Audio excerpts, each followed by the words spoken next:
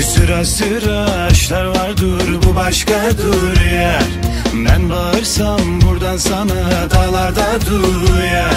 Sıra sıra aşklar var, dur bu başkadır yer. Ben bağırsam buradan sana dağlarda duyar. At desem atma, sat desem satma, başka aşk bakma sonsuza kadar. Sevdamı yakma, halimi anla, başka aşk bakma sonsuza kadar. Gel yanıma tut elimi, bilmez misin kıymetimi, baktığım her yerde seni görüyorum ya. Gel yanıma tut elimi, çıktım yola dönmem geri, İstanbul'dan memlekete geliyorum ya. İstanbul'dan memlekete geliyorum ya.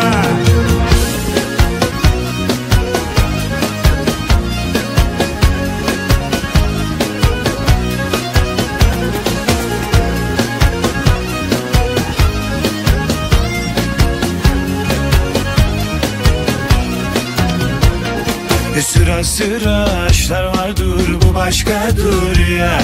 Ben bağırsam buradan sana dağlarda duyar.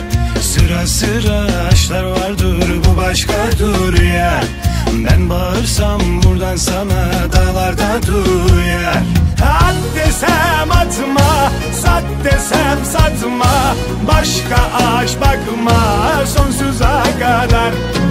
Sevdamı yakma, halimi anla, başka aşk bakma